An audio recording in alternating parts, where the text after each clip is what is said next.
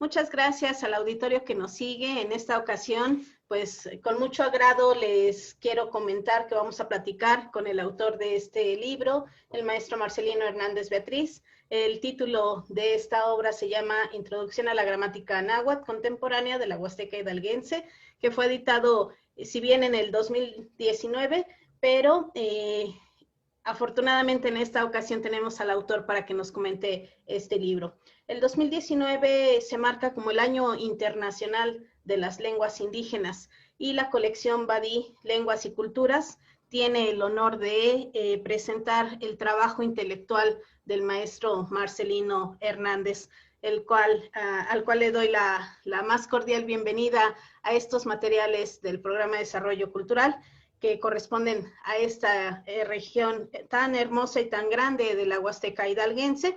Y pues me gustaría comentarles acerca de, muy brevemente, la vida académica del maestro Marcelino. De veras que para mí es un orgullo poder tener el tiempo de interactuar con el maestro. Y pues bueno, recordar que es originario de Cruz Hija, en municipio de Xochiatilpan, Hidalgo. Tiene como lengua materna, y eso yo lo admiro, pero de veras lo admiro demasiado, la lengua materna que es el náhuatl. Y en su vida académica les comento algo brevemente, porque si bien el tiempo es oro, pues la vida académica del maestro ha sido fructífera. Y pues bueno, les comento que es licenciado en Letras Hispánicas por la Universidad Nacional Autónoma de México, es maestro por la Universidad del Valle de México en la especialidad de Educación basada en competencias, y pues bueno, ha producido un montón de libros y de textos muy interesantes. Su vida académica no solo es la redacción de textos, sino también, afortunadamente, de él tenemos registro de cursos, talleres, las participaciones en diversos espacios y foros también que tienen que ver muchísimo con las instituciones educativas, y siempre estar de la mano en el trabajo de la valoración y la difusión de la lengua y cultura indígena, en este sentido de la diversidad cultural o de la interculturalidad. Y pues bueno, les comento algunos de los títulos de sus obras. Cuenta con diversos títulos publicados el maestro Marcelino Hernández, como el de Vocabulario Náhuatl Español de la Huasteca Hidalguense, Manual para Aprender Náhuatl, Monografía de Xochiatilpan, entre muchos otros que yo creo que el mismo maestro en un momento nos puede brindar algunos textos más que ha publicado. Pues quiero compartir también con ustedes, aparte de la vida académica del maestro Hernández Beatriz, que les comentaba hace un ratito que el libro corresponde a la colección Badí, Lenguas y Culturas. Es importante reflexionar también el motivo de por qué se engalana una festividad de ese año con este libro. Pues déjenme comentarles que la Asamblea General de las Naciones Unidas, la ONU, proclamó el 2019 como el Año Internacional de las Lenguas Indígenas, cuyo objetivo era sensibilizar a la opinión pública sobre los riesgos de las pérdidas a las cuales se enfrentan las lenguas originarias de sobremanera. Y entonces dar un valor a esta productividad cultural, pues es parte también de valorar los conocimientos ancestrales, y qué mejor contextos como el que hoy presentamos de viva voz del autor, el maestro Marcelino Hernández Beatriz. Pues le agradezco mucho la participación, maestro. Me gustaría solo comentar que el libro cuenta con 119 páginas, de las cuales podemos tener 14 puntos muy interesantes de los cuales hablar, e incluyo la bibliografía porque es bien sabido en la vida académica que la importancia de tener nuestras referencias y tener esta búsqueda de quienes han trabajado textos que tienen la relación con los que uno produce, pues bueno, siempre también es importante. Entonces, de entre esos 14 elementos con los que tiene y contempla el contenido de este libro, pues me gustaría rescatar entre ellos que hay un apartado especial de las características generales de la lengua, se habla del alfabeto en náhuatl, la acentuación, si nosotros nos referimos a la construcción gramatical de nuestras oraciones, pues cada uno de esos apartados el maestro lo trabaja desde el grandioso y yo creo que enamoradizo idioma náhuatl, pasando por adverbios, por conjunciones. También hay un apartado del cual ya le preguntaremos al maestro sobre esos temas pendientes que surgen tras este libro. Y pues, maestro, le cedo la palabra. Me encanta poder platicar de viva voz con usted. Y pues le pido, por favor, nos haga disfrutar ahora de sus palabras lo que podemos conocer de este libro que en esta ocasión estamos presentando. Muchas gracias, maestro. Mario, muchas gracias. Gracias y saludos, Valeria. Sí, pues definitivamente ese libro Introducción a la Gramática Náhuatl Contemporánea definitivamente ha sido un proyecto que venía yo como pensando, un poco analizando, porque si bien es cierto que hay gramáticas, no olvidemos que hay gramáticas desde la época colonial y hay mucha información, muchos libros que se publicaron, muchos libros muy interesantes, por supuesto, pero también es cierto que el náhuatl, como todas las lenguas del mundo, evolucionan. Entonces, el momento mismo que hemos venido cambiando como sociedad, pues entonces también las lenguas vivas pues, vienen cambiando, vienen tomando nuevos auges, nuevos rumbos, y por lo tanto, ese, ese náhuatl que se hablaba en la época colonial, en la época prehispánica, por supuesto ya no es la misma lengua que hoy hablamos. Entonces los libros que de alguna manera nos han servido como base para analizarlo, un poco esta parte de su evolución y llegar en este momento, en la actualidad, y ver el náhuatl que definitivamente ahora pareciera ser que nos hace falta pues más libros con un poco más, digamos, con una mirada más contemporánea, más moderna y analizando no desde simplemente los libros, sino desde directamente en el cómo se usan con los pueblos hablantes, las comunidades, porque un vocabulario, una gramática, cualquier libro que de alguna manera se escriba, pues siempre lo escribimos más bien pensando desde los hablantes, ¿no? O sea, tenemos que pensarlo en ellos, como nosotros como hablantes, pues lo escribimos, yo creo que pensando principalmente en nosotros. Nosotros somos los que resguardamos, los que tenemos que más que difundir, más que preservar, revitalizar o dinamizar, darle vida a esta lengua, pues creo que principalmente la tarea es de los hablantes. No quiero decir que seamos los únicos responsables en esta, digamos, de guardar memoria, conocimiento de nuestras lenguas, pero de algún modo nos toca como la mayor responsabilidad y entonces cuando uno escribe, cuando uno analiza, cuando uno empieza a mirar esta parte de nuestra cultura, de nuestra lengua, pues sí la hacemos pensando más pues desde nosotros como hablantes. Entonces, cuando empecé un poco a analizar, yo decía es que hay mucho por donde poder comenzar. En principio, sea una gramática que nos permita reflexionar, y eso lo voy a puntualizar mucho, porque la gramática que yo estoy proponiendo en realidad no es una gramática con la idea de imponer. Yo creo que siempre he dicho la palabra que nos toca como más bien reflexionar, porque debo entender y debo comprender y aceptar y además respeto pues de algún modo todas las diversidades que hay sobre la lengua al respecto. Y entonces he ahí analizando en primer lugar desde nuestro alfabeto, ya entrando en esta parte de la gramática, creo que es imprescindible de alguna manera tocar ese punto, ese aspecto, que es la gramática, pero ¿cómo la vamos a escribir? Si la gramática es escritura, por lo tanto, incluye entonces aquí importante el alfabeto. Y el alfabeto, y te tengo que admitir ahí que yo tuve como mucho que reflexionar, pensar, porque hay mucha diversidad con respecto a la lengua náhuatl. Entonces, analizando, concluyo en que tenemos que analizar que pareciera ser en la actualidad no existen dos alfabetos como nosotros siempre queremos notar que hay un alfabeto náhuatl y un alfabeto español, como si fuesen dos alfabetos realmente distintos.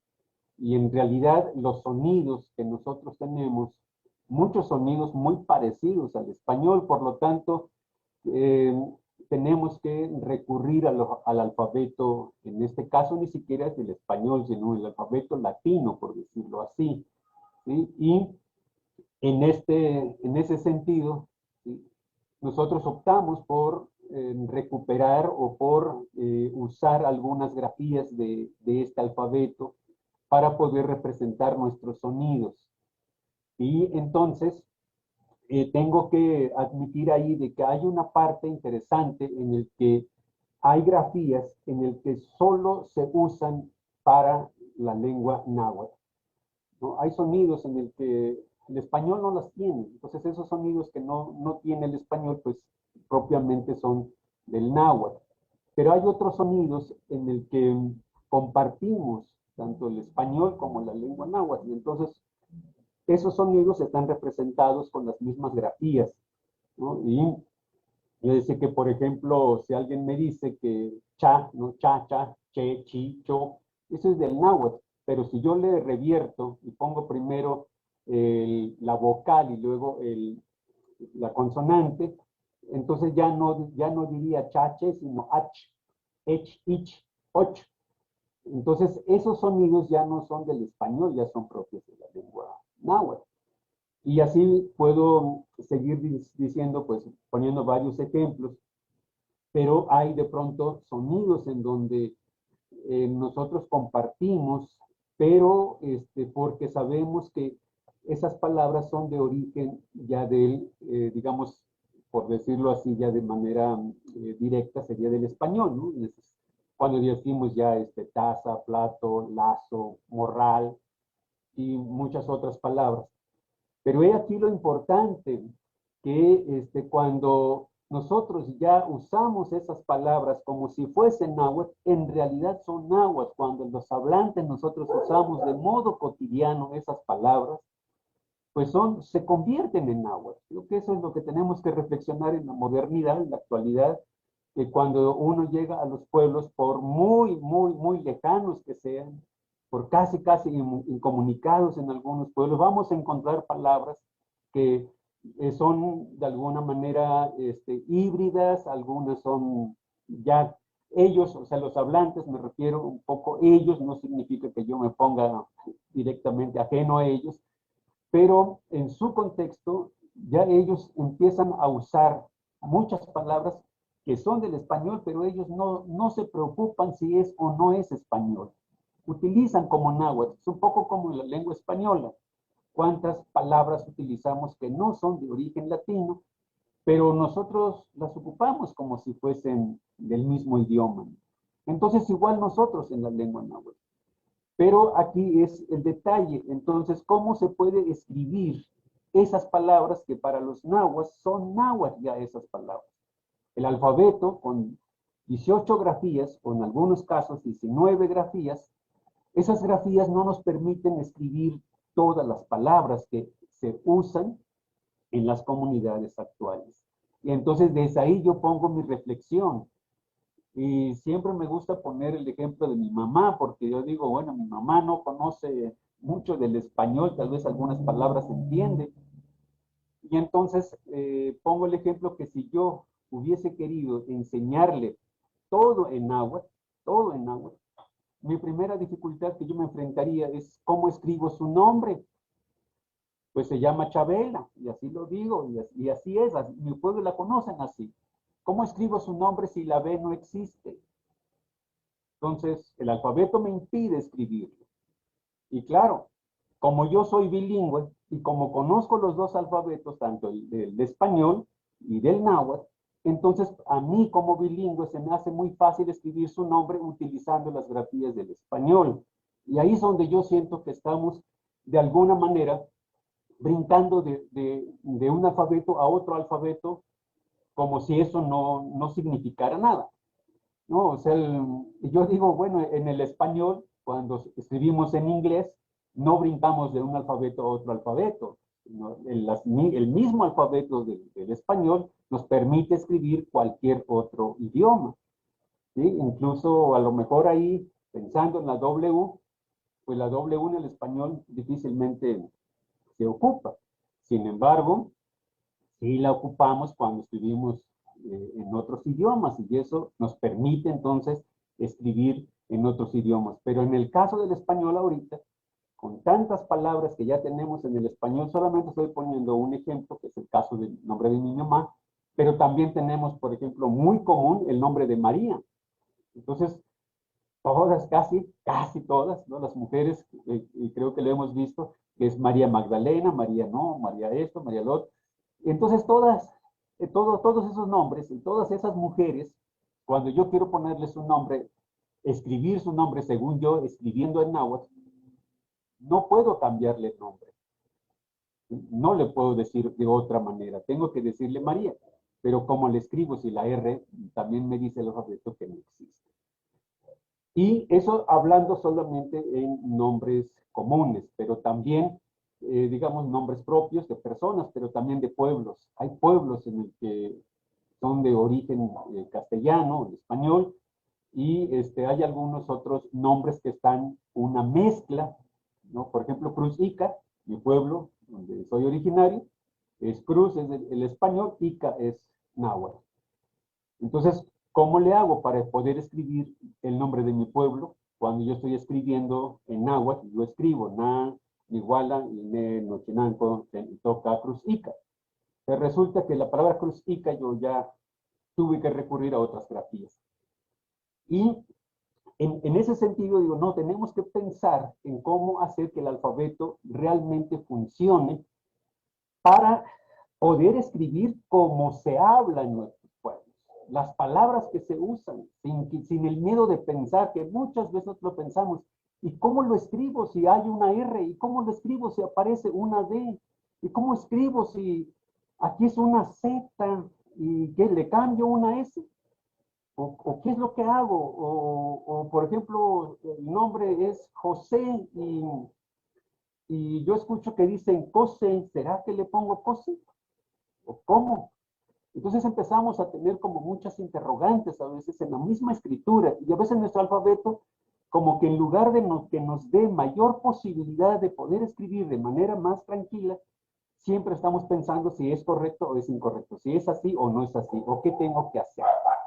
Entonces en este alfabeto donde yo estoy diciendo, no, pónganlo como es, o sea, si mi pueblo se llama Cruz Ica, pónganlo como Cruz Ica, con todas esas grafías, pero vamos a entender ahí que el niño, y en este caso pensando en la escuela, que identifique cuáles son las palabras que son de origen náhuatl, que son náhuatl, y cuáles son del español. Por lo tanto, no tendríamos que estarnos peleando en cuanto un poco a las grafías del alfabeto. Entonces, de ahí vaya la discusión conmigo mismo y a veces preguntando, yo sé que este es un tema bastante amplio, nada más pensando en el alfabeto, y porque en la escuela vamos a pensar que si alguien se llama José, un alumno, y yo no puedo escribir como José, como lo llaman en el pueblo, ¿no? José, en la escuela es José, tal vez en el pueblo, algunos incluso le podrían decir José, pero la mayoría de los bilingües ya no le dicen José, le dicen José. Entonces ahí también tenemos que ir pensando eso. Y en cuanto a lo demás, yo creo que el nombre, y aquí no voy a comentar cada una de las partes, porque me parece que el libro nos puede ir ayudando mucho más, o sea, ya tiene oportunidad de analizarlo. Pero quiero comentar esta parte de los sustantivos, que a mí me parece que es un tema muy amplio con cuanto a cómo se nombran las cosas.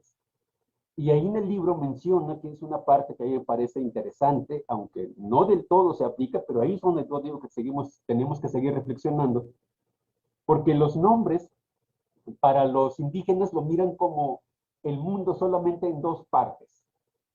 digamos, como que está dividido en dos categorías. Para los indígenas todo tiene vida.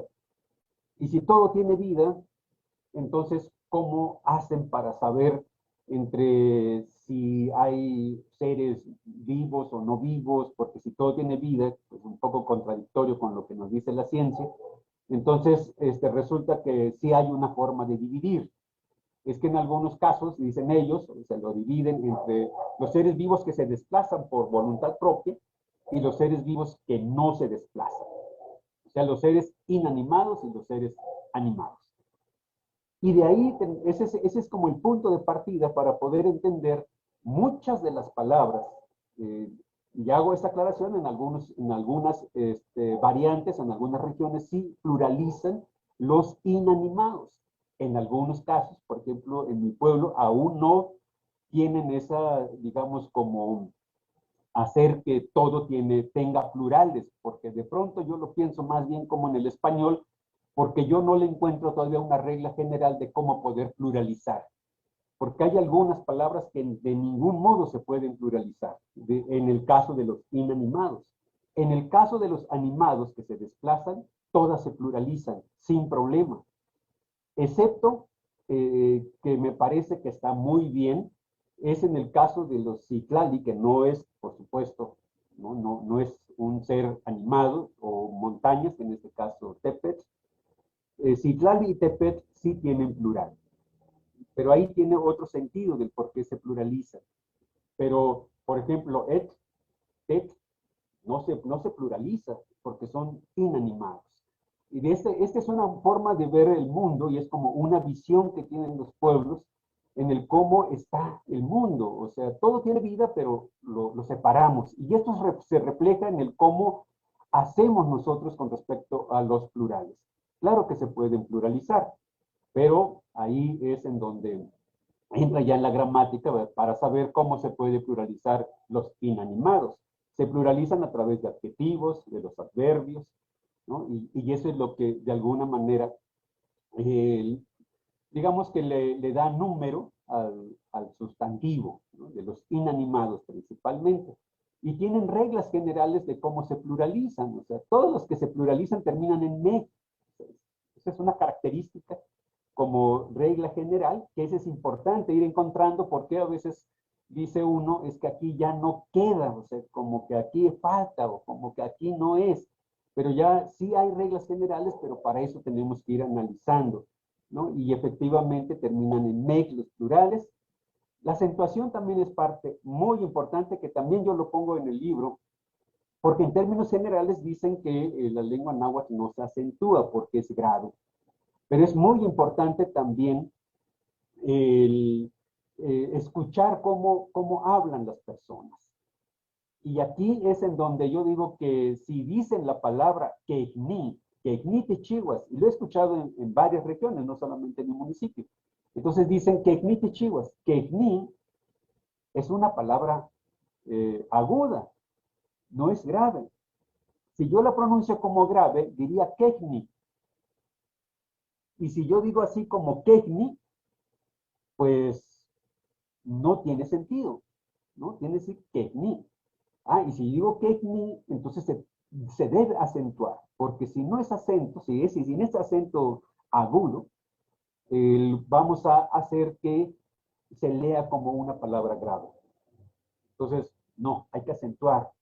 Pero entiendo que hay algunos dicen, es que la regla dice no se acentúa. No, no, no, es que el español también tiene reglas, pero también tenemos como ciertas excepciones. Entonces, también aquí habría que entender. Por ejemplo, yo digo, megua es levantarse, pero cuando yo lo acentúo un poco, yo digo megua, ya no es megua, es megua. Entonces, cuando yo digo megua, estoy diciendo que en estos momentos se está levantando. Y el otro es megua, solamente estoy diciendo que se levanta.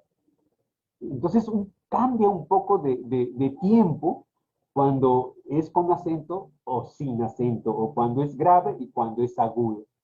Eso también es importante decirlo. Y además también, a veces parece ser que pronunciamos que hay diptongos y a veces no hay diptongos. Yo digo que La mayoría de las veces tiene que leerse no como diptongos, pero vaya, aquí también es muy importante porque el español también es cierto que, queramos o no, ha influido mucho, como somos bilingües ya en muchos, entonces ya lo leemos a veces o pronunciamos a veces como diptongos, como en el español.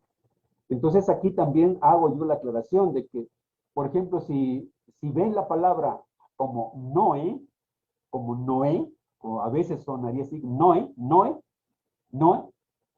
como sin acento, ¿no? No sé, Noé. Nosotros digo, no, no, es que no se lee como Noé, es Noé. O sea, es Noé. Se rompe ese diptongo que por ahí aparece. Noé es mi frijol. Toe, toe, no es toe, es toe. Porque escrito se ve como toe, porque no tiene el acento, porque yo ya sé que ahí se rompe el diptongo, entonces yo lo tengo que acentuar para que diga toe, ¿sí? Porque si yo lo leo como toe, no tiene sentido. Igual puede ser como el, por ahí también escuchamos como decimos ictoa o ictoa, ictoa o ictoa. A veces la U se pronuncia como si fuese una vocal y la U en realidad suena como una W. Entonces también a veces en la lectura la leemos como vocal y entonces hacemos como si fuesen diptongos, pero no son diptongos, en realidad se tienen que separar ahí. Y bueno, pues, ¿qué más puedo decirte con la parte de las aglutinadas? Es un tema bastante interesante, ¿no? Muy, muy amplio.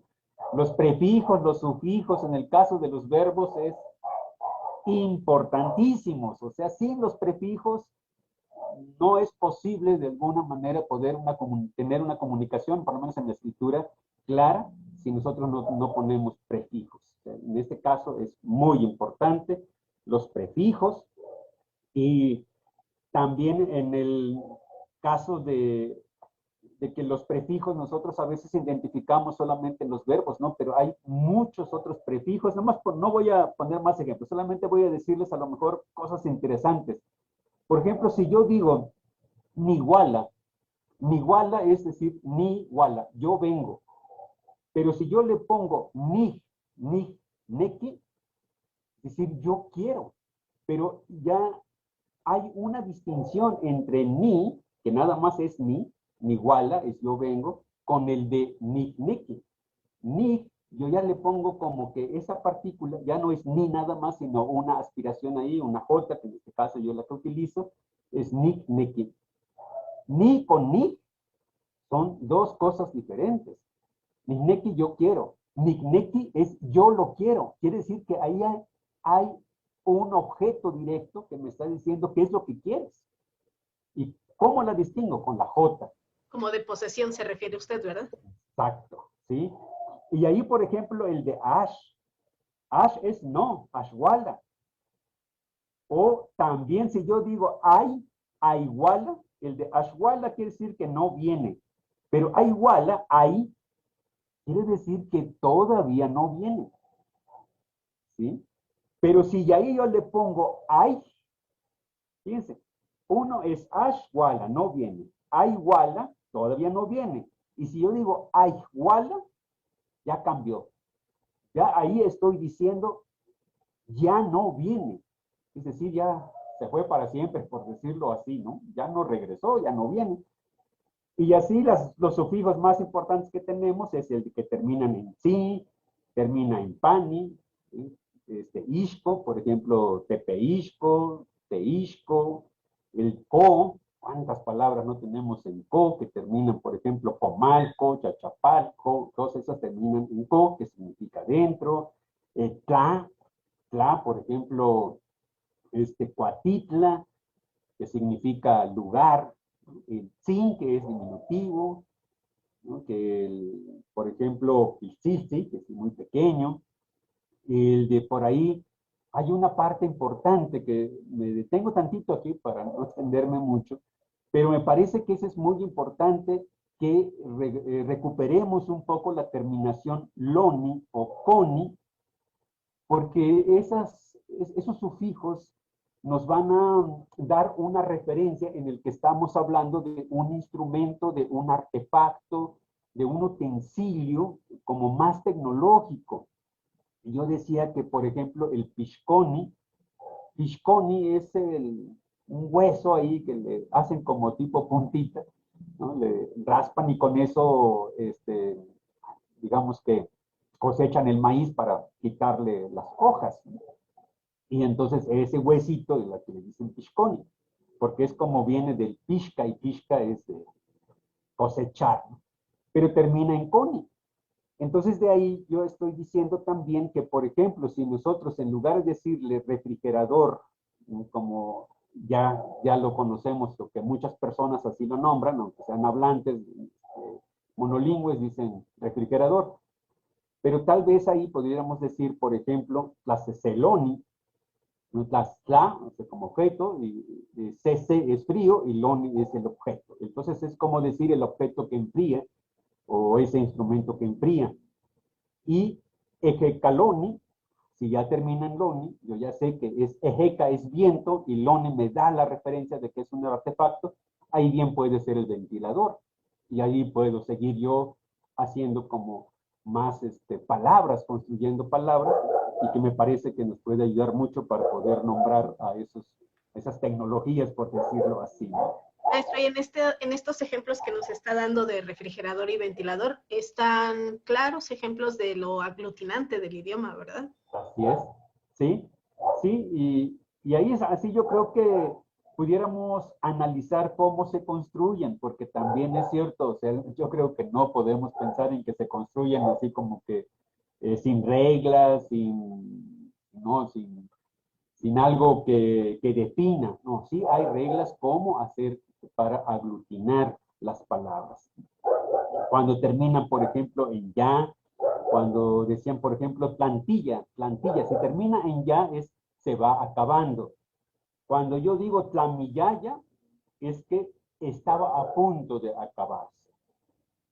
Entonces, esas terminaciones o esos sufijos realmente tienen muchísima relevancia, pero efectivamente hay poco análisis, creo, ahí todavía. Nos hace falta un poquito más, hay muchas, hay que seguir incursionando.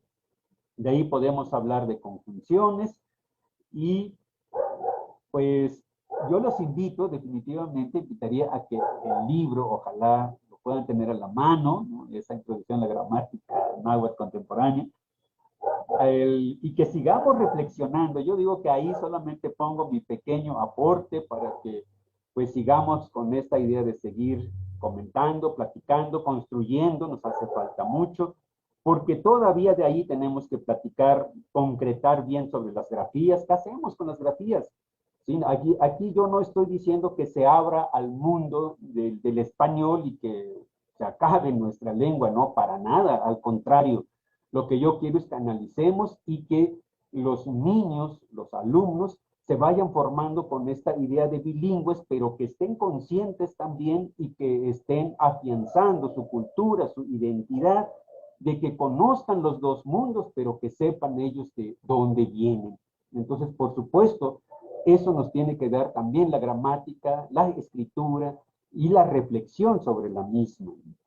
De ahí nos faltaría todavía un poco más de ver cuándo se utilizan las mayúsculas, cómo está la concordancia, qué vamos a hacer con respecto a los préstamos de todo tipo, o los neologismos, que a veces decimos, bueno, ya están aquí, ¿qué hacemos? ¿Los quitamos? ¿No los pronunciamos? Porque a veces también sé que hay corrientes así, pero hay que pensarlo si son viables, no se puede, o si sí, ¿qué hacemos? O sea, más que una cuestión de decir que aquí está y ahora háganlo como Marcelino lo dice, no, yo sigo invitándolos a la reflexión.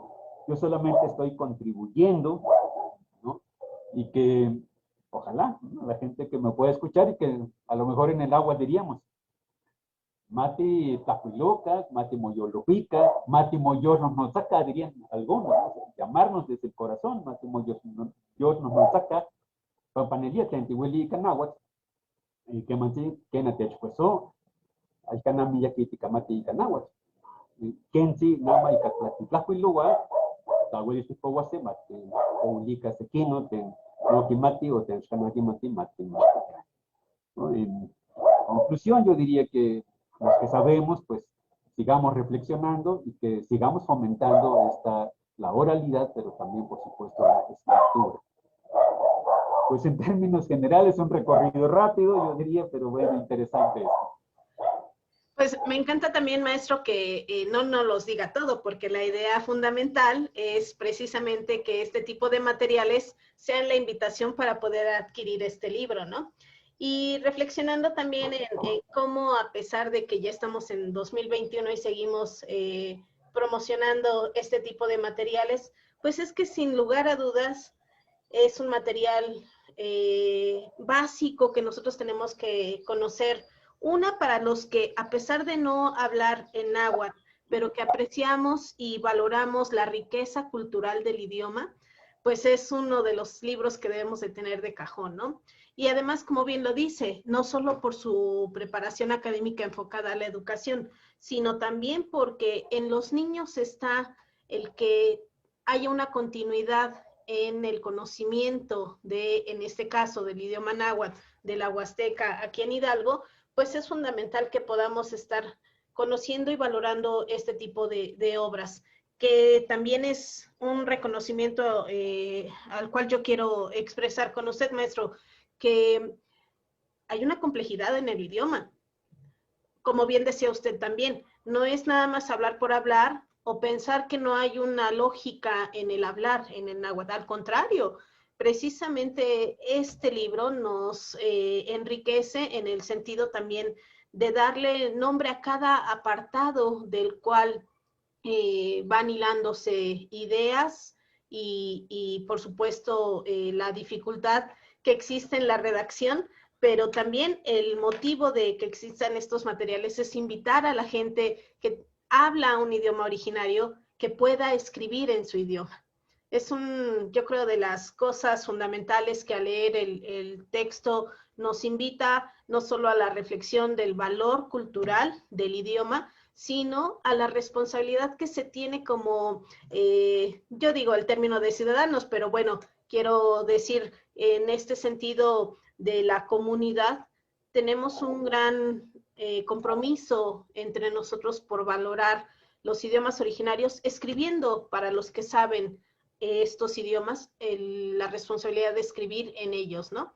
A mí me gustaría preguntarle algo que no estaba, digamos, considerado en la plática, pero a mí me emociona mucho el que haya gente de la vida académica en otras partes del mundo que conozcan y valoren el náhuatl, por ejemplo, de la Huasteca aquí en Hidalgo. Me emociona pensar que la gente pueda discutir en cómo se puede y se debe de escribir, a pesar de que nosotros sabemos, y usted nos los acaba de confirmar, son propuestas las que surgen en el entender y en la cosmovisión de quienes hablan el idioma y quienes pueden ver los idiomas desde fuera.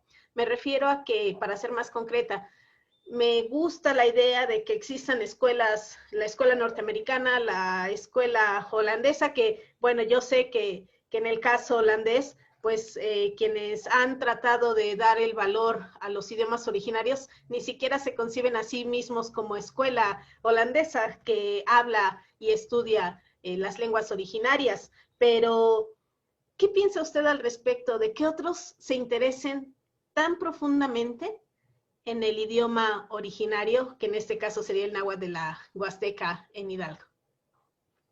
Sí, pues bueno, es una pregunta, diría que interesante y a la vez, pues yo creo que tenemos que ser mucho más reflexivos en esta parte, porque efectivamente creo que tenemos nosotros como mexicanos en principio buscar cómo hacer que nuestras lenguas indígenas, nosotros como indígenas, realmente apreciemos lo que tenemos. Y como mexicanos, sería lo primero que tenemos que pensar, que muchas veces lo hemos dicho, que a veces lo que tienes en casa no lo valoras. Y efectivamente creo que eso es una parte de lo que a nosotros nos sucede, que tenemos muchas cosas muy valiosas, pero muchas cosas nosotros a veces no lo apreciamos. Y a veces yo digo que no es voluntario, porque también es cierto que México lo que le hace falta es hacer que valoremos, pues desde muchas maneras nuestra cultura, porque la cultura efectivamente la mexicana y que en el mundo lo reconocen, que es un país muy rico lingüísticamente hablando, culturalmente hablando. México es un país muy apreciado por muchos, principalmente escuelas, ¿no? Investigadores, gente que por ahí tenemos información de que gente que no visita México de manera presencial, pero analiza todo lo que hay a partir de las fuentes que hay y se maravillan de todo ello. Y muchas de estas cosas que lo vemos maravillarse en los otros, digamos, en otros continentes, en otros países, eso es lo que nosotros en México también deberíamos estar haciendo. Porque esa es la parte, yo creo que yo lo menciono también. Nosotros no deberíamos, los indígenas ahorita, pues buscando cómo escribir, cómo hacer que esto se entienda, se comprenda, tener gramáticas, vocabularios. Este es un asunto que ya lo deberíamos de tener nosotros y bien definido. Sin embargo, todavía estamos en ello. Y también por otra parte me da mucho gusto que por supuesto ya puedo decir que se está como haciendo de algún modo más importante, más interés, se despierta. Y eso es creo que lo bonito, que, que también desde mismo México me parece que empieza a darse un cambio, una mirada más hacia los pueblos originarios y seguramente va a contribuir mucho en que también nosotros reconozcamos esos valores y esas culturas y la base de todo el pueblo de México. Realmente el pueblo de México es lo que ha dado lo que es hoy. O sea, esos pueblos originarios ha hecho que México sea lo que es hoy. Y ojalá definitivamente, digo que volteemos más y que aprendamos más. O sea, y aquí digo la frase, o sea, si no nos conocemos, pues no podemos ni mucho apoyar ni hablar como en contra o a favor. Yo creo que entre mayormente nos conozcamos, creo que tenemos nosotros como mayor riqueza. O sea, el que conozcas a alguien, puedes darte cuenta de quién es. Y si no es así, pues se desconoce. Maestro, si me permite para ir cerrando nuestro material en esta ocasión, pues ya que usted menciona esto de conocernos a nosotros mismos en términos culturales, pues si me permite leo la parte del Soy Indígena que pues usted escribió y que está pues al abrir el libro, ¿no? Dice así, del maestro Marcelino, que escribió el 28 que sería septiembre del 2019. Soy indígena porque sé lo que es ser. Soy porque para eso me pienso. La forma de encontrarse y saber. Saber lo que uno es pensarse. Sí, pensarse. Viajar al mismo misterio, al misterio llamado corazón. En el corazón me encuentro porque desde ahí yo me pienso. Y pienso que no necesito decir lo que soy, cómo soy, mis valores, conocimientos, por sí solos hablan. Es que cuando uno piensa se dice, ni Moyolohuía ha hablado, pensado mi corazón. Maestro, de veras que no es la única vez que he hablado de usted. Hay material que dicta que lo leo, lo he seguido, aprecio mucho el poder tener este tiempo, el que me haya autografiado el libro, es un placer poder tenerlo y un compromiso para mí el poder seguir aprendiendo, el seguir valorando y mi función en este caso desde Patrimonio Cultural, hacer la difusión que más pueda desde mi corazón, porque en mi idioma, aunque yo no, lamentablemente no hablo náhuatl, pero sí valoro, y eso me lo hizo reflexionar un maestro en la universidad cuando estudié historia. Pregúntense cuántas palabras sí son del náhuatl y ustedes de repente ni siquiera se imaginan que ese pasote, ese jitomate, y así empezó el maestro como a rascarnos en la mente que sí tenemos palabras que de repente las olvidamos, pero que vienen de este idioma náhuatl, aunque de vertientes distintas o variantes de otras zonas geográficas, pero realmente tenemos que valorar y disfrutar los idiomas originarios, y qué mejor en este caso, en este material del programa de desarrollo que va siempre enfatizando a la Huasteca de Hidalgo, pues teniendo grandes personajes como usted, maestro. De veras que lo admiro, espero que no sea la única vez, seguir motivándolo a que siga escribiendo para que otros también valoremos y vayamos haciendo la difusión que nos corresponde desde este ámbito. Y pues un placer tenerlo de nueva cuenta con nosotros. No sé si guste unas palabras de despedida, maestro. Muchas gracias. No, pues gracias Valeria. Definitivamente yo muy agradecido, sobre todo esta charla, y pues por supuesto la invitación para los que son bilingües. O sea, ese es lo bonito y un poco lo lamentable, pero yo diría que qué bueno que los que escribimos en español podemos escribir en náhuatl, y eso es importante. Y nos tenemos una tarea también, por supuesto, para los monolingües, porque los monolingües en lengua indígena, pues también que hubiésemos querido que también desde sus propios idiomas, como monolingües, también tuvieran la oportunidad de poder leer en su propia lengua, ¿no? Sin embargo, sabemos que por cuestiones que no es así, primero aprendimos el español y luego ya es la lengua indígena, pero definitivamente tenemos esa oportunidad de ser. Entonces, pues la invitación que que vean el libro, que lo tengan, finalmente que lo sigan reflexionando, todo lo que ahí se anota. Y pues en aguas diría a todos que las camati, en el día noche de nani que cuilo, y canoyolo, ¿no? Que acá no está miquilis, que no te noche de chihuahua, ni tequiti canoyolo, pampanelia ni quiliwini, de nina no nahuas, de nina campa lento mamachitoque, cliente machitoque, cliente mati, ya cani náhuatl moyecaña. Ya que en el día y canoyolo no chinichihuas, canan y temos ellos la mantli, pues ni maguayi chihuas, cana, no ni que cual ni náhuatl no quieras cana mapoliwi, más ochiyuwa, wan chipa machamani, wan yetzi mati moitaka tufanti niño. Pues con esto me despido y definitivamente, nuevamente, gracias. Gracias desde el corazón. Gracias, maestro. También desde mi corazón, muchas gracias por esta oportunidad y nos seguimos viendo. Hasta la próxima, muchas gracias. Sí, gracias.